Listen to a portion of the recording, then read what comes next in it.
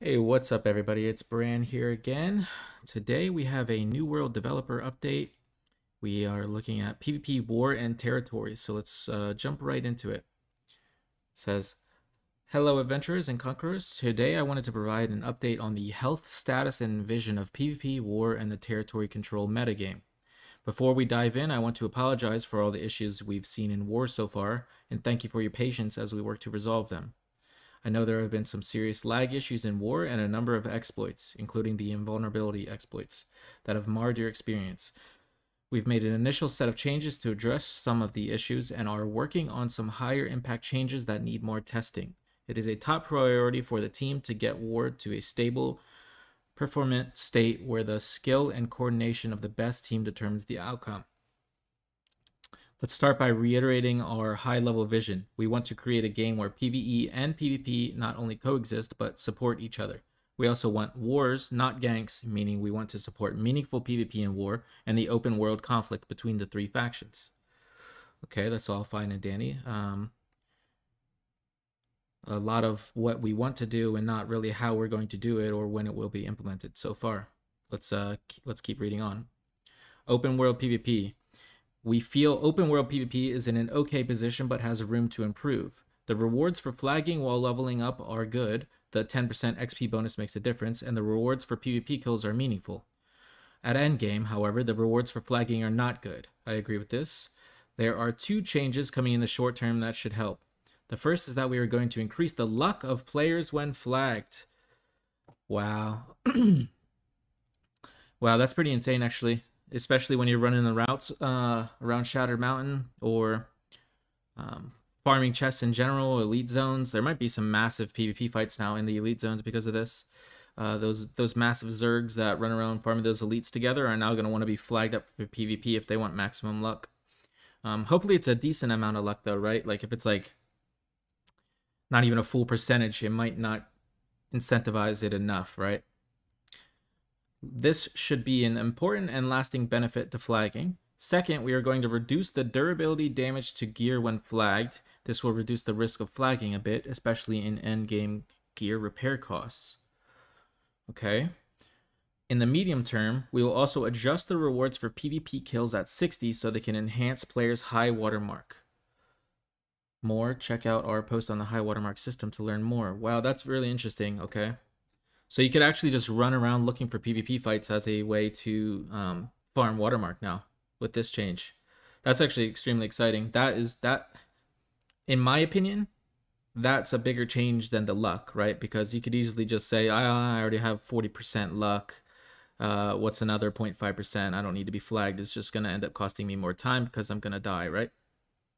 Well, this completely opens up an entire new way to farm Watermark, right? You actually just run around with your group of friends looking for small scale or even large scale PvP fights to literally increase your Watermark off of PvP. That's actually very exciting. I'm really looking forward to that change. Okay. Longer term, expect a new open world activity that flagged players can participate in that we hope spurs and rewards some smaller scale engagements across a tournament. Interesting. So it's a little teaser there. They don't really tell us what that activity is going to be yet. In addition to rewards, we understand there are some gameplay issues with open world PvP. Currently, it's hard to know whether players in your faction are flagged or not. Okay, sure.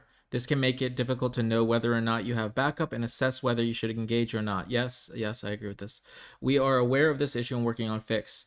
We also understand combat tactics can be difficult since the visuals for all area of effect spells are the same. So it's difficult to know whether a spell is from an ally or an enemy. Yes, please.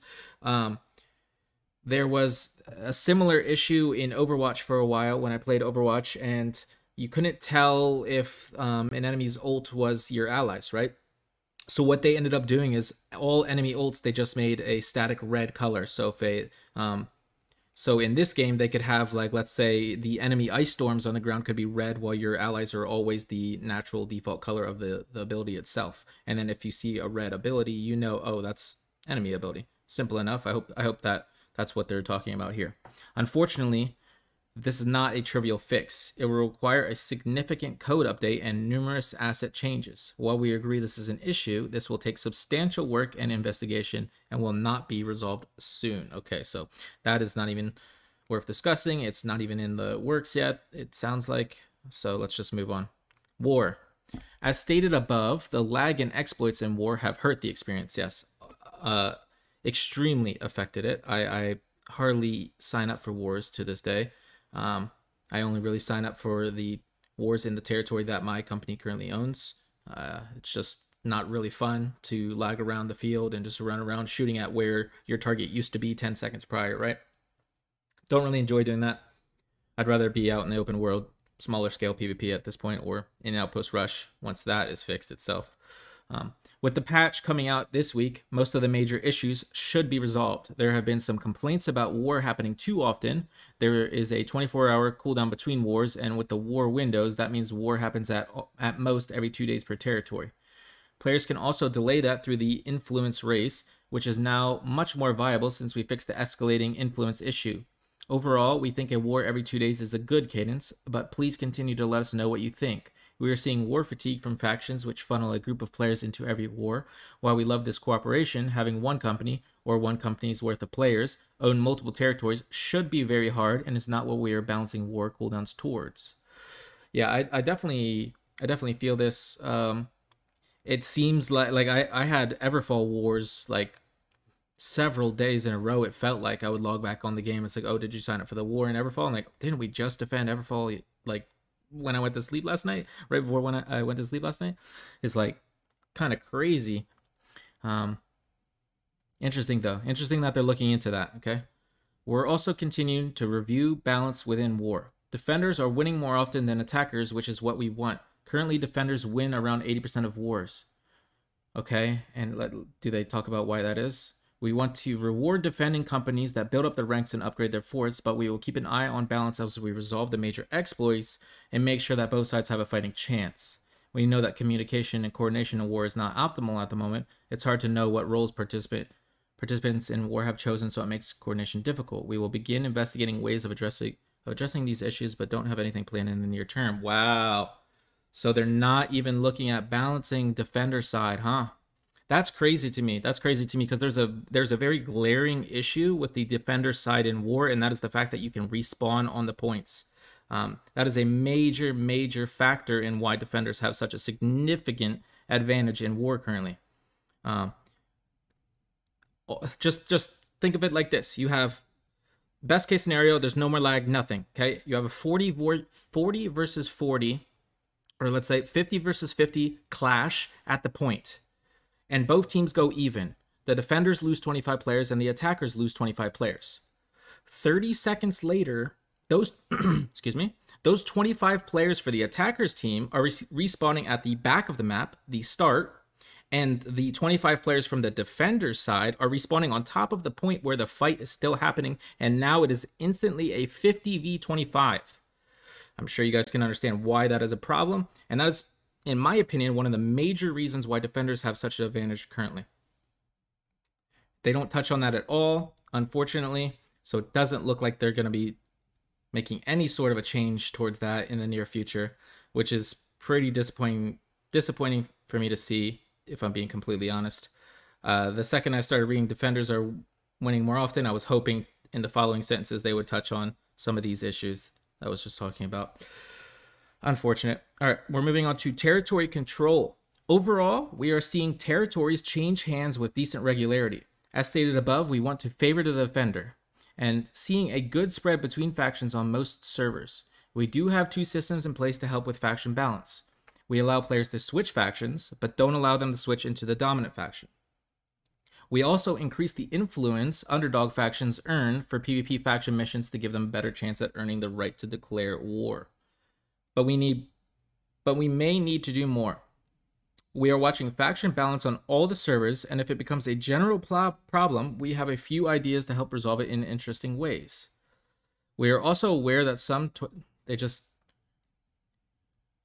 don't like, why can't they just tell us? Like, why are they saying we have some things in the works, but we're just not gonna discuss them with you at all, I guess, unless you discuss them in the following paragraphs.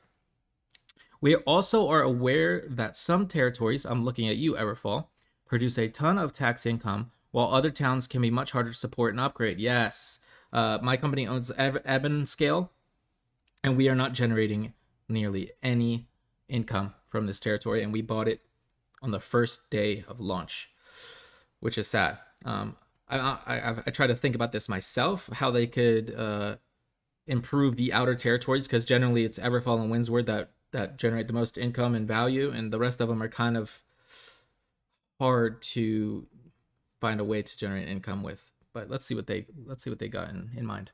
There's a change coming soon which will help distribute a main tax income stream to every territory. We want to review the impact of this change before we make further changes, but there are some other changes we could make in medium term if this is insufficient. Okay. A medium? There's a change coming soon which will help distribute a main tax income stream to every territory. Interesting. I'm not really sure how that's going to work there. And a last bit of good news for all the territory flippers out there. There are some new PvP mission types coming to the game soon. Sweet. Love to hear that. These changes serve two purposes, adding some much needed variety to the PvP missions and helping to distribute the PvP action to multiple locations to spread out some of the large PvP zergs we're seeing. Please let us know what you think about these changes when they go live soon. Awesome. More things to do for PvP is always great, right? Can't really complain about that. I'm interested about this mainstream tax, main tax income stream to every territory. So is that going to be like through Everfall, and then it's everything that Everfall makes is there's a chunk of it is spread out? That's interesting because the people that own Everfall are obviously not going to like that because they're going to be losing money. Or is it something different and I'm not fully understanding it? Let me know down in the comments if you guys understand it and you can explain it to me, because I'm not really following this specific change, the main tax income stream. Thanks for reading, and please feel free to post any follow-up questions, concerns you might have, and I'll try to address the top issues in a follow-up in a few days or a week's times. So, got some great changes, got some disappointing non-changes with the war stuff. Overall, I'm excited. They're talking to us. They're doing things. This is what we want. This is what the game needs. Let's go ahead and continue to discuss this, guys. I love this game. I want this game to be successful. I'm super excited for its future. I just hope that Amazon keeps working their butt off and towards making this a great game, because I know it can be. Thank you guys so much for watching. You guys have a great day. Looking forward to discussing with you guys down in the comments. And as always, if you enjoy my content, hit that like and subscribe button. And go ahead and follow me over at twitch.tv/brandtvx. Peace, guys. Have a good day.